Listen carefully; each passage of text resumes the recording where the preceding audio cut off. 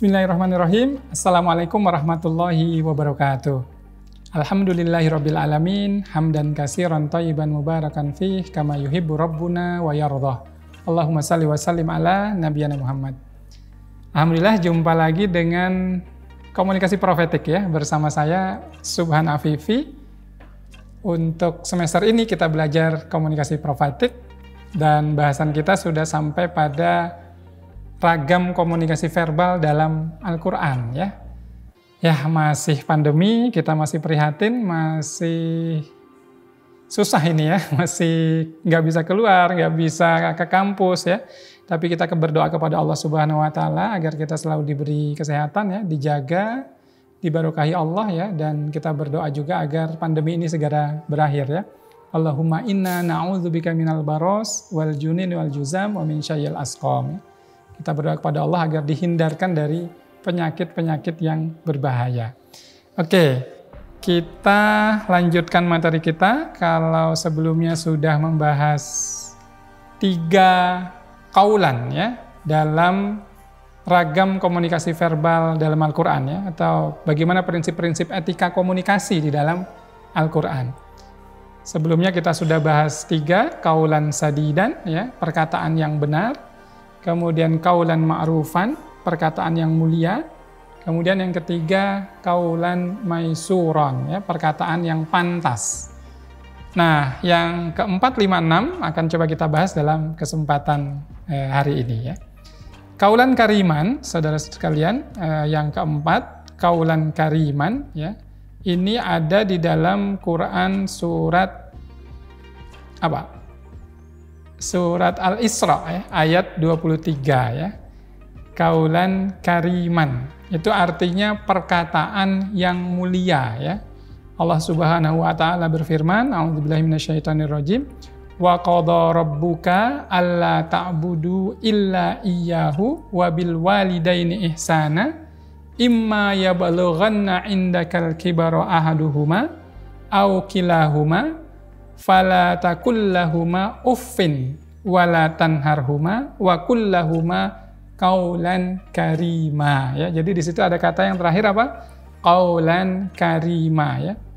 Dan Tuhanmu telah memerintahkan supaya kamu jangan menyembah selain Dia dan hendaklah kamu berbuat baik pada ibu dan bapakmu ya dengan sebaik-baiknya. Ini perintah untuk birrul walidain ya. Perintah untuk berbuat baik kepada kedua orang tua. Jika salah seorang di antara keduanya atau kedua-duanya ya sampai berumur lanjut dalam pemeliharaanmu, maka janganlah sekali-kali kamu mengatakan kepada keduanya perkataan ya atau dan janganlah kamu membentak mereka dan ucapkanlah kepada mereka perkataan yang mulia ya. Jadi di sini saudara sekalian kita belajar tentang kaulan kariman ya. Kaulan kariman ini memiliki makna perkataan yang mulia ya. Jadi kalau secara bahasa itu artinya perkataan yang mulia ya.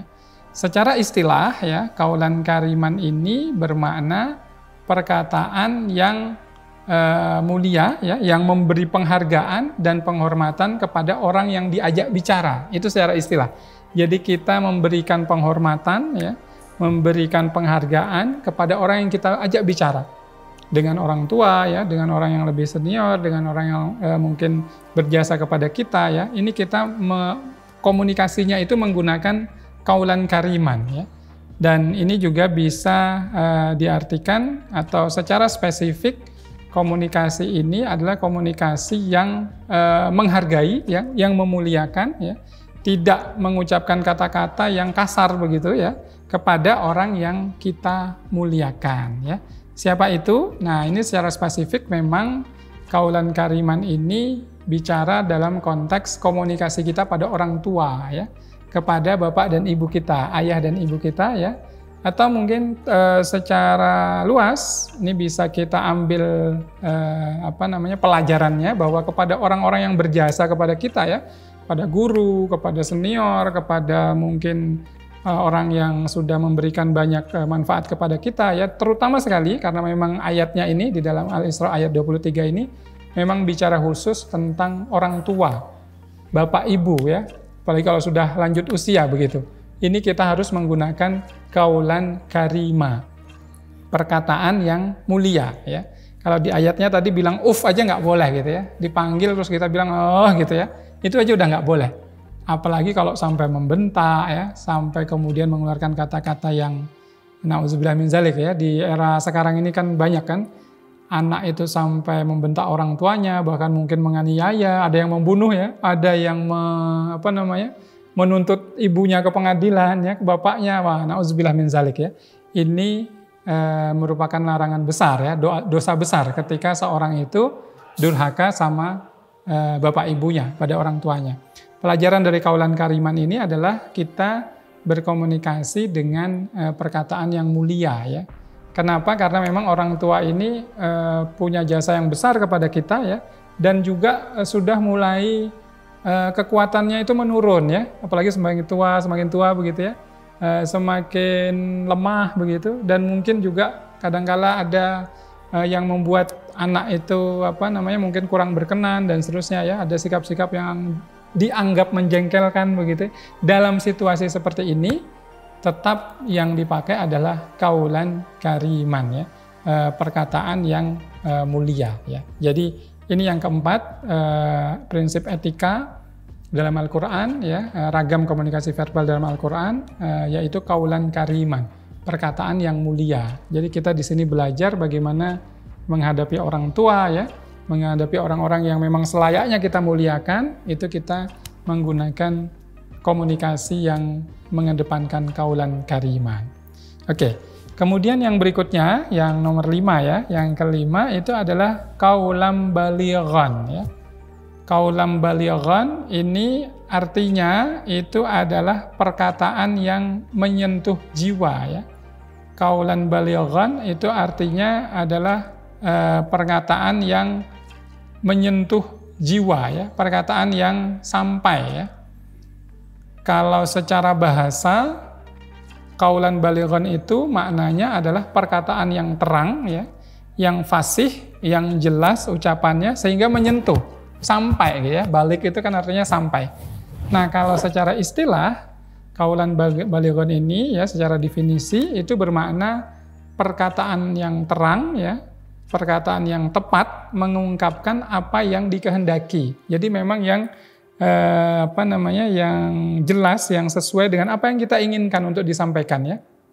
Kemudian kalau dilihat dari segi sasaran atau ranah yang disentuhnya, itu dapat diartikan sebagai pembicaraan yang fasih, tepat, jelas, ucapan yang efektif, yang menyentuh tadi ya, yang sampai ya.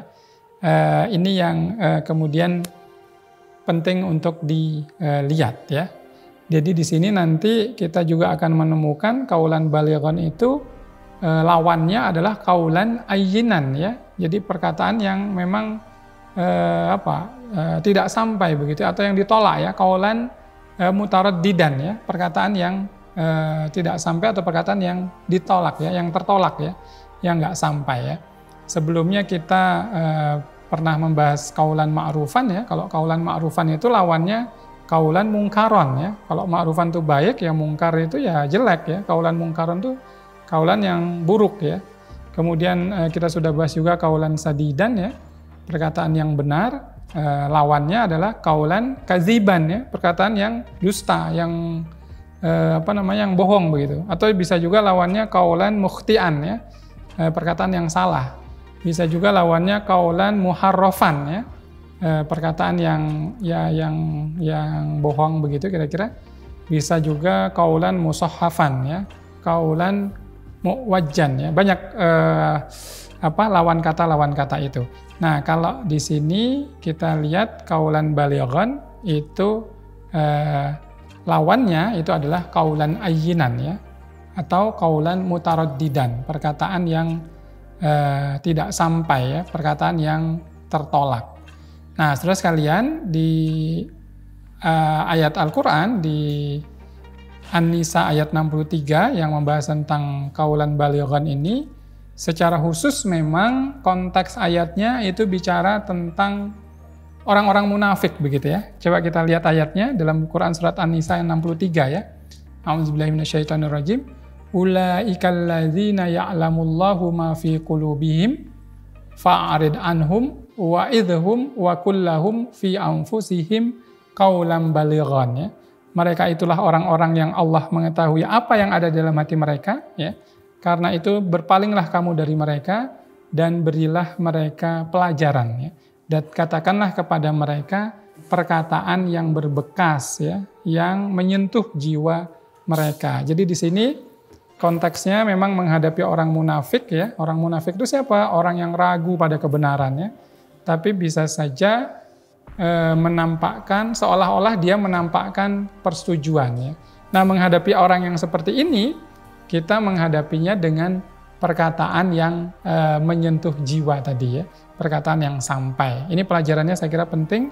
Kita perlu merancang kata-kata atau kalimat kita ya, pesan komunikasi kita agar memang sampai pada komunikan ya, menyentuh jiwa begitu.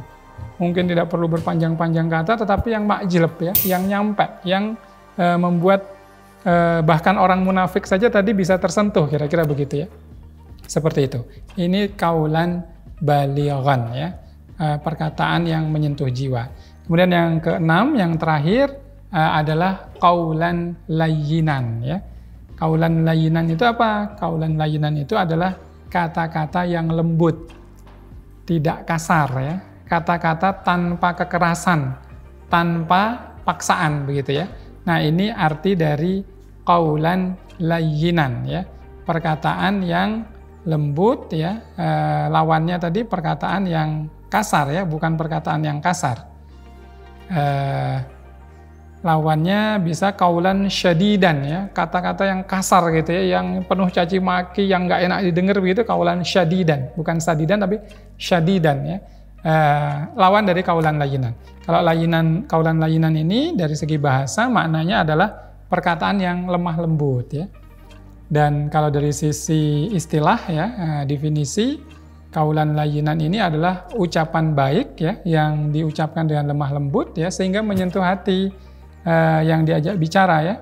Dan ucapan lemah lembut tadi dimulai dari suasana hati yang enak begitu ya. Berbicaranya dengan hati yang tulus ya, memandang orang yang diajak bicara itu sebagai seorang yang dicintai ya. Kemudian nanti muncul lahir kata-kata yang lembut tadi. Dengan kelemah lembutan itu tadi, maka komunikasi yang dijalankan ini diharapkan bisa mempengaruhi orang yang diajak berkomunikasi itu ya. Jadi sampai begitu kira-kira, dan bisa mengubah pandangan ya, bisa mengubah sikap, bahkan juga bisa mengubah perilaku ya. Kalau kita lihat dalilnya, Quran di dalam Quran surat Toha ayat 44 ya, yang menjadi dasar dari kaulan layyinan ini, atau yang menyebut kata-kata kaulan layyinan ini, maka kita akan menemukan pelajaran yang menarik ya. Di dalam Quran surat Toha ayat 44 itu kan konteksnya adalah ketika Nabi Musa ya dan saudaranya Nabi Harun itu harus menghadapi Fir'aun ya.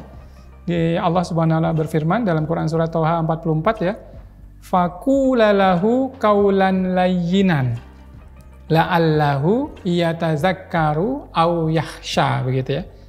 Maka ketika Nabi Musa ini diutus kepada bersama saudaranya ya, Nabi Harun itu diutus kepada Fir'aun ya, menghadapi Fir'aun ya.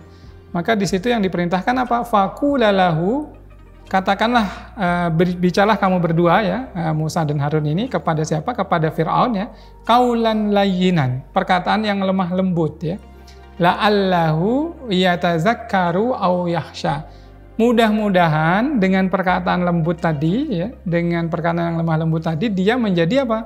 Menjadi takut, menjadi sadar ya, menjadi ingat kepada Allah Subhanahu wa taala. Nah, ayatnya begitu, saudara sekalian, maka kita lihat di sini konteks dalam Al-Qur'an itu bicara bagaimana komunikasi dengan orang yang sombong ya, orang yang zolim, orang yang melampaui batas.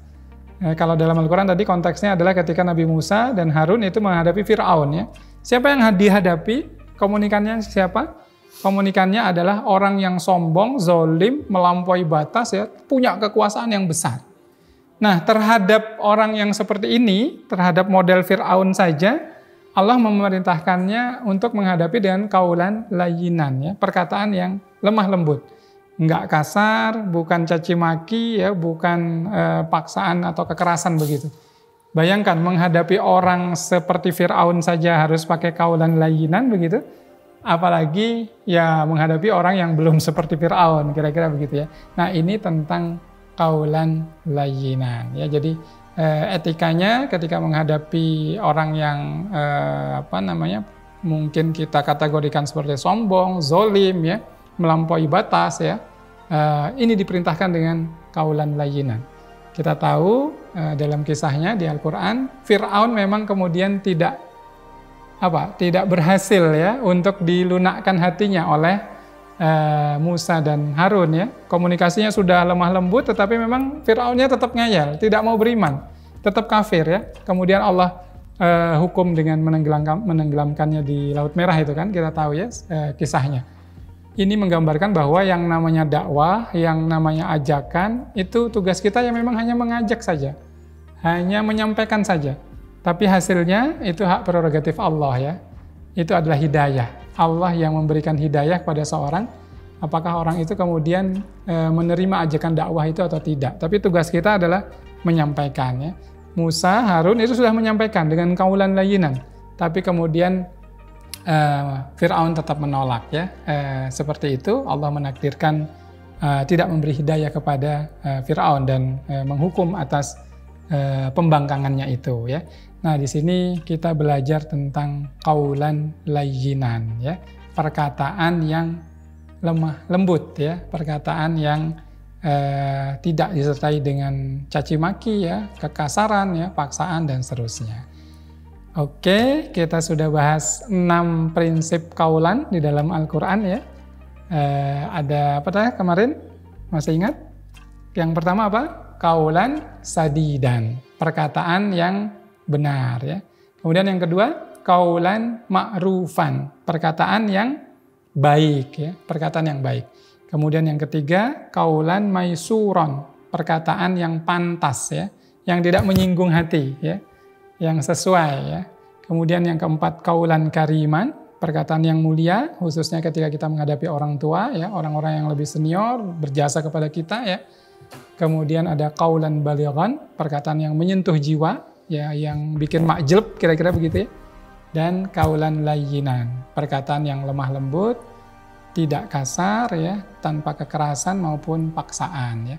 Nah, subhanallah, kita membahas kaulan ini dengan pelajaran yang sangat besar, ya, bahwa komunikasi di dalam Islam ini ternyata sangat detail, ya, tergantung komunikan dan situasi yang kita hadapi, ya. Ketika menghadapi orang tua misalnya kita pakai kaulan kariman.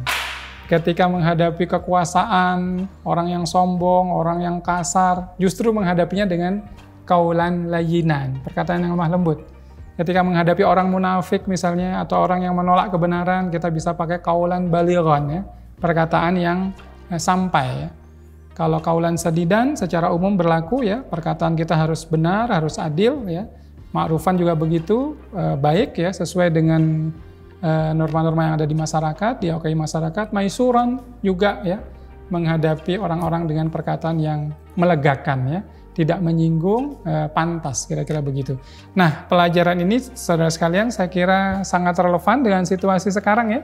Ketika era media sosial ini penuh dengan caci maki, ya, orang gampang sekali mencaci orang lain, ya, orang gampang sekali pokoknya riuh rendah begitu, ya, mencaci maki gampang saja, ya. Maka kita diingatkan dengan etika komunikasi di dalam Al-Quran ini. Hati-hati ketika bicara, ya. Hati-hati ketika posting, karena posting itu bagian dari komunikasi juga kan. Di awal sudah disebutkan, di sebuah hadis kita sudah diingatkan, siapa yang beriman kepada Allah dan hari akhir, ya, maka dia harus berkata yang baik, ya. Kalau enggak, ya diam saja, ya. Saya kira ini bahasan kita dan mudah-mudahan kita bisa mengambil pelajaran yang besar, ya, dengan memegang prinsip dari hadis tadi, ya, yang sudah sering kita ulang-ulang di awal, ya.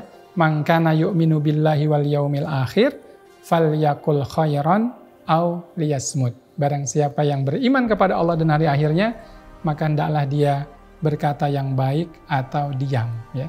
Pelajaran pentingnya, jaga kata-kata, ya, dirancang betul, direncanakan dengan cermat, ya, supaya dampak dari komunikasi kita memang adalah dampak yang positif, ya, bukan sebaliknya.